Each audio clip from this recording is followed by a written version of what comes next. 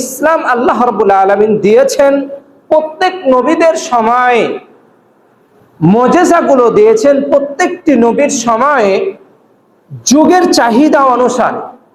দাউদ আলাইহিস সালাতু ওয়াস সালামের প্রতি যদি আমরা লক্ষ্য করি, যে দাউদ আলাইহিস সালাতু ওয়াস সালামকে আল্লাহ রাব্বুল আলামিন মুজিজা দিয়েছিলেন লৌহ, যে লোহাকে নরম করতে পেরে বিভিন্ন জিনিস তৈরি করতে পারতেন। সে সময় সেই কারিকুলাম, সেই শিল্পগুলো সে সময় প্রচলন ছিল। মহান আল্লাহ রাব্বুল আলামিন দাউদ আলাইহিস সালাতু ওয়াস সালামকে সে শক্তি, সে সক্ষমতা আল্লাহ রাব্বুল আলামিন দান করলেন। মহান আল্লাহ রাব্বুল আলামিন বলছেন পবিত্র কোরআনুল কারীমে, ওয়ালাকাদ আতাইনা দাউদ মিন্না ফাদলা ইয়া জিবাল আউযিবি মা'হু ওয়াত-তায়র ওয়া আলান্না লাহুল হাদীদ। ওয়ালাকাদ আতাইনা দাউদ মিন্না ফাদলা। মহান আল্লাহ রাব্বুল আলামিন বলছেন, আমরা দাউদ আলাইহিস সালাতু ওয়াস সালামকে অনুগ্রহ দান করেছিলাম। ইয়া জিবালু আউযিবি মা'হু ওয়াত-তায়র, আমরা পাহাড়কে বলে দিলাম, ইয়া জিবাল, হে পাহাড়, আউযিবি মা'হু ওয়াত-তায়র, তুমি দাউদ আলাইহিস সালাতু ওয়াস সালামের নিকটে নরম হয়ে যাও এবং পাখিদেরকেও সেই দাউদ আলাইহিস সালাতু ওয়াস সালামের কথা শোনার জন্য, আনুগত্য করার জন্য তাদেরকে নত হতে বললেন। মহান আল্লাহ রাব্বুল আলামিন তারপরে বললেন, ওয়া আলান্না লাহুল হাদীদ, দাউদ আলাইহিস সালাতু ওয়াস সালামের জন্য আমরা লোহাকে নরম করে দিলাম। সম্মানিত উপস্থিতি, দাউদ আলাইহিস সালাতু ওয়াস সালাম যখন লোহা গ্রহণ করতেন তখন সেটি নরম হয়ে যেত। তিনি যা তৈরি করতে চাইতেন তিনি তাই তৈরি করতে পারতেন। কেন? দাউদ আলাইহিস সালাতু ওয়াস সালামের সেই বর্তমান সময়, দাউদ আলাইহিস সালাতু ওয়াস সালামের সে সময় লোহার প্রয়োজনীয়তা ছিল অনেক বেশি। সে সময় লোহার জিনিস তৈরি করা হতো, বিভিন্ন জিনিস তৈরি করা হতো, কিন্তু আল্লাহ রাব্বুল আলামিন দাউদ আলাইহিস সালাতু ওয়াস সালামকে নবী হিসেবে প্রেরণ করছেন, অথচ সে সম্পর্কে যদি তার জ্ঞান ধারণা যদি না থাকে তাহলে তো আল্লাহ রাব্বুল আলামিন দ্বীন সকল জিনিসের উপর উঁচু থাকবে না, বরং নিচু হয়ে যাবে।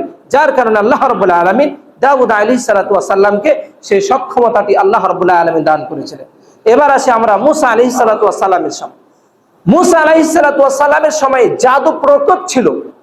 আমরা জানি যে সে সময় প্রচুর হারে জাদু বৃদ্ধি পেয়েছিল। মহান আল্লাহ রাব্বুল আলামিন মুসা আলাইহিস সালাতু ওয়াস সালামকে জাদুর মুজিজা দান করলেন। আপনারা জানেন যে ফেরাউন সমস্ত জাদুকরদেরকে একত্রিত করলো মুসা আলাইহিস সালাতু ওয়াস সালামকে পরাস্ত করার জন্য। সমস্ত জাদুকররা তাদের যত প্রকার জাদু ছিল সবগুলো একত্র করে মুসা আলাইহিস সালাতু ওয়াস সালামের সামনে যখন প্রেরণ করলো, মুসা আলাইহিস সালাতু ওয়াস সালামকে আল্লাহ রাব্বুল আলামিন যে লাঠিটি দান করেছিলেন মুজিজা হিসেবে, সেটি যখন ছেড়ে দিলেন সমস্ত জাদু পরাস্ত হয়ে গেল মুসা আলাইহিস সালাতু ওয়াস সালামের সামনে। মুসা আলাইহিস সালাতু ওয়াস সালামের সেই মুজিজার সামনে সে জাদুগুলো টিকলো না। যদি আমরা লক্ষ্য করি আমাদের শেষ নবী মুহাম্মদ সাল্লাল্লাহু আলাইহি ওয়াসাল্লামের সেই আজ থেকে প্রায় 1400 বছর পূর্বে সে সময় কি চাহিদা ছিল, সে সময়ের কি প্রয়োজনীয়তা ছিল, যখন মুহাম্মদ সাল্লাল্লাহু আলাইহি ওয়াসাল্লামকে সেই মরুভূমি ঘেরা আরব্য বাড়িয়াড়ির মাঝে জন্মেছিল, জেগে উঠেছিল একটি সভ্য মানবতা, একটি উন্নত মানবতার সভ্যতা। সে সময় মুহাম্মদ সাল্লাল্লাহু আলাইহি ওয়াসাল্লামকে প্রেরণ করলেন একটি বালাগাতপূর্ণ সাহিত্য দিয়ে, যেই বালাগাত দিয়ে জাহিলি যুগে মানুষরা কবিতা সৃষ্টি করত এবং এই বালাগাত, এই ফাসাহাত, এই অলংকার শাস্ত্র তারা প্রতিযোগিতা করত। যার কারণে আপনারা একটি কিতাব শুনেছেন, যে কিতাবটির নাম হচ্ছে সাবা মুআল্লাকা। সে সময় যারা বিশিষ্ট মানের কবি ছিলেন তারা সেই সময় বালাগাত দিয়ে, ফাসাহাত দিয়ে, অলংকার শাস্ত্র দিয়ে তারা কবিতা রচনা করত এবং প্রতিযোগিতা হতো। যার কবিতা প্রথম লেভেলে হতো তখন সেটিকে টেঙ্গে দেওয়া হতো। এইরূপ সেই বালাগাতকে, সেই ফাসাহাতকে পরাস্ত করার জন্য মুহাম্মদ সাল্লাল্লাহু আলাইহি ওয়াসাল্লামকে প্রেরণ করলেন। সে সময় মুহাম্মদ সাল্লাল্লাহু আলাইহি ওয়াসাল্লাম তিনি ছিলেন কুরাইশ বংশের। সেই কুরাইশ বংশের ভাষা এতটি উন্নত মানের ছিল না, যার কারণে আল্লাহ রাব্বুল আলামিন সেই বিবি হালিমার মাধ্যমে মহান আল্লাহ রাব্বুল আলামিন মুহাম্মদ সাল্লাল্লাহু আলাইহি ওয়াসাল্লামকে বানু সাদ গোত্রে নিয়ে গেলেন। যে বানু সাদ গোত্রের বালাগাত এবং ফাসাহাত, ইসলামী শিক্ষা চর্চা, ভাষা, এটি ছিল সবচাইতে উৎকৃষ্ট মানের, উন্নত মানের ছিল। মহান আল্লাহ রাব্বুল আলামিন ছোট বাল্য অবস্থাতেই মুহাম্মদ সাল্লাল্লাহু আলাইহি ওয়াসাল্লামকে সে বানু সাদ থেকে আরবি ভাষা, উন্নত ভাষা, সেখান থেকে শিক্ষা গ্রহণ করিয়ে দিলেন। এবার আসলেন তিনি বিভিন্ন কাব্যিকদের নিকটে, বিভিন্ন কবিদের নিকটে। তারপর আল্লাহ রাব্বুল আলামিন তার মাধ্যমে আল্লাহ রাব্বুল আলামিন পবিত্র কোরআন নাযিল করলেন, মুহাম্মদ সাল্লাল্লাহু আলাইহি ওয়াসাল্লাম শোনাতে থাকলেন। তার একটু লক্ষ্য করুন, যাদের সে সময়ের বালাগাত এবং ফাসাহাত, অলংকার শাস্ত্রটি কেমন ছিল একটু লক্ষ্য করুন। আপনাদের সামনে যদি আমি একটু তেলাওয়াত করে যদি শোনাই তাহলে বুঝতে পারবেন। মহান আল্লাহ রাব্বুল আলামিন বলছেন সূরা রহমানের মধ্যে যদি দেখি, আর রহমান আল্লামাল কোরআন খলাকাল ইনসান আল্লামাহুল বায়ান। সবটি আয়াতের শেষে নুন, প্রত্যেকটি আয়াতের শেষে নুন।